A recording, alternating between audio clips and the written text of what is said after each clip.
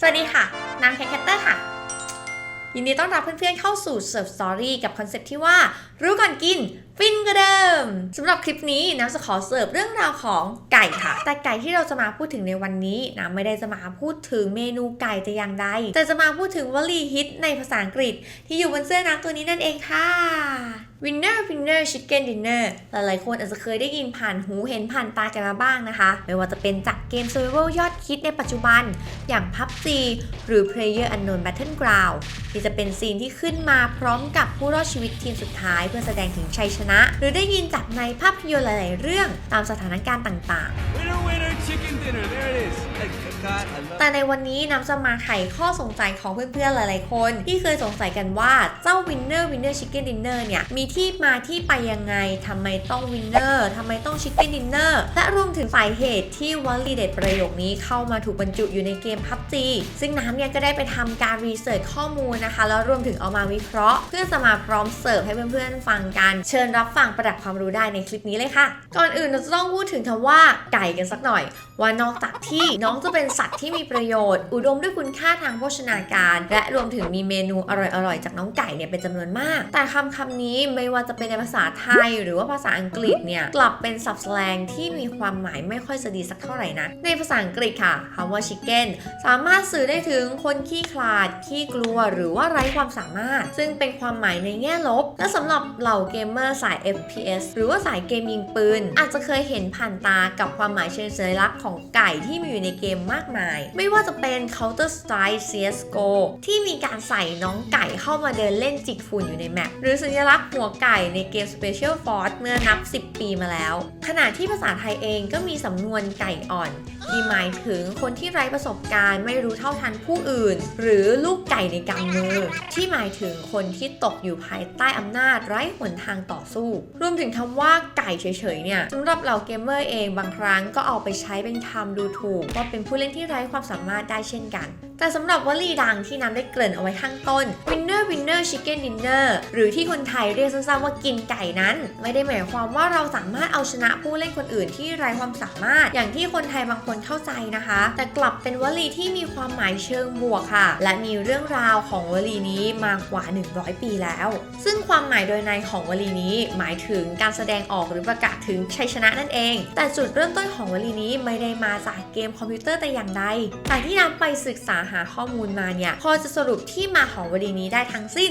4แนวทางด้วยกันค่ะอย่าเพิ่งตกใจไปนะสนุกอยู่นะคะแน่นอนว่าเรื่องแรกคือเรื่องราวที่ได้รับการกล่าวถึงอย่างมากที่สุดนั่นก็คือจุดเริ่มต้นมาจากวงการพนันค่ะมีการเล่าต่อๆกันมาว่าเมื่อประมาณปีคริสตศักราช 1970ทุกคาสิโนในลาสเวกัสจะมีอาหารมื้อเย็นขายเป็นเมนูไก่3ชิ้นพร้อมกับมันฝรั่งและผักในราคา $1.79 ซึ่งการวางเดิมพันมาตรฐานในการพนันของยุคนั้นอยู่ที่$2ค่ะนั่นหมายถึงถ้าหากคุณชนะเดิมพันคุณก็มีเงินพอซื้อไก่กินแล้วผู้ชนะในการเดิมพันก็เลยชอบตะโกนว่า Winner Winner Chicken Dinner หรือแปลเป็นไทยว่าชนะแล้วมีไก่กันแล้วเว้ยประมาณนี้ค่ะเรื่องถัดมาย้อนไปไกลกว่าเรื่องแรกประมาณ40 ปีนั่นก็คือในปีคริสตศักราช 1930 ซึ่งเป็นยุคเศรษฐกิจตกต่ำจนถึงขีดสุดทั้งในโซนทวีปอเมริกาและยุโรปที่ได้ขนานนามกันว่ายุค The Great Depression ในช่วงเวลานั้นเป็นวิกฤตหลังสงครามโลกครั้งที่ 1 ที่มีคนตกงานเป็นจำนวนมากและทำให้เกิดการแข่งขันหรือการเดิมพันแปลกๆที่จะใช้อาหารมื้อเย็นเป็นเดิมพันโดยผู้ชนะจะได้รับมื้อเย็นเป็นสิ่งตอบแทนค่ะซึ่งบางบันทึกก็ได้กล่าวไว้ว่าคำว่า Winner Winner Chicken Dinner นั้นเป็นวลีที่เริ่มต้นมาจากเหตุการณ์นี้ค่ะขณะเดียวกันกับอีกเรื่องราวที่นับได้ไปค้นเจอว่าในช่วงปีคริสตศักราช 1930 เนี่ย Chicken Dinner ไม่ได้หมายถึงเมนูไก่เพียงอย่างเดียวแต่มันคือชื่อของแบรนด์ลูกกวาดค่ะจากบริษัท Sperry Candy ที่ขายในราคาเพียง 5-10 เซนต์แต่ด้านไปมีปัญหาถูกฟ้องร้องจากพนักงานฝ่ายผลิตของกิจการตัวเองโดยเรื่องราวนี้ก็มีการไกล่เกลี่ยข้อพิพาทที่เกิดขึ้นในชั้นศาลแต่มาเชื่อมโยงกับวลีที่ว่า Winner Winner Chicken Dinner ซึ่งถูกนำมาใช้พาดหัวชื่อคดีดังกล่าวนั่นเองค่ะ ส่งท้ายด้วยตำนานที่น่าสนใจของวลีนี้นั่นก็คือเรื่องราวจากวงการไก่ชนค่ะที่การแข่งขันไก่ชนในแต่ละครั้งจะมี2ผู้ชนะนั่นก็คือตัวไก่เองและเจ้าของไก่นับเป็น winner and winner ส่วนในสมัยก่อนนั้นไก่ที่แพ้เนี่ยก็จะไม่ได้รับโอกาสในการแข่งขันต่อหรือว่าถูกนำไปพัฒนาสายพันธุ์แต่อย่างใดนะคะมันมักจะถูกจบชีวิตลงอย่างน่าเศร้าและกลายไปเป็น chicken dinner หรืออาหารเย็นหลังการแข่งขันครั้งนั้นนั่นเองค่ะและนี่คืออีกหนึ่งตำนานของวลีเด็ดนี้ที่น่าสนใจไม่แพ้กันสำหรับเพื่อนๆที่ฟังมาถึงตอนนี้มีความคิดเห็นยังไงกันบ้างคะส่วนตัวน้ำเองยังค่อนข้างเชื่อถือกับทฤษฎีแรกที่ได้เล่าไปว่า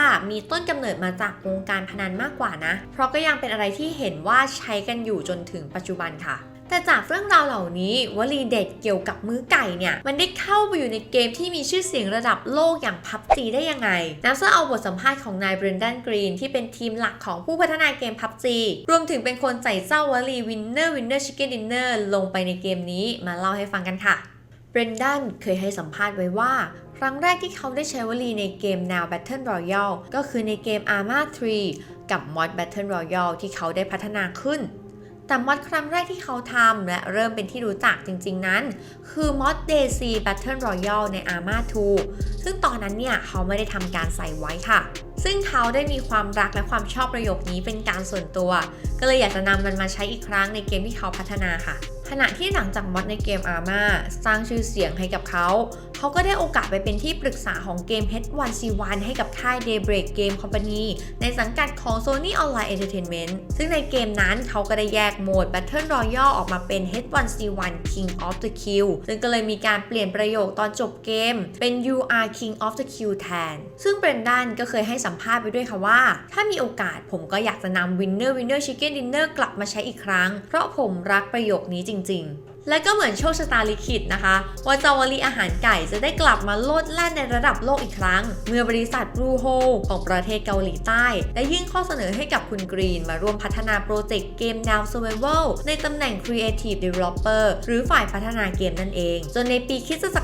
2017 พวกเขาได้คลอดเกม PlayerUnknown Battleground หรือ PUBG ที่พวกเราเรียกกันออกมาค่ะพร้อมกับวลีทองแห่งการประกาศชัยชนะ Winner Winner Chicken Dinner ที่คงจะอยู่คู่เกม PUBG ตลอดไปและนี่คือเรื่องราวของวลีแห่งชัยชนะกับเมนูไก่ในมื้อเย็นค่ะถ้าชอบถ้าใช่ก็ฝากกด Subscribe ไลค์แชร์และกดกระดิ่งแจ้งเตือนเป็นกำลังใจให้น้ำต่อไปด้วยนะคะสำหรับคลิปนี้น้ำขอลาไปก่อนไว้พบกันใหม่คลิปหน้าสวัสดีค่ะบ๊ายบายและเมนูลับในคลิปนี้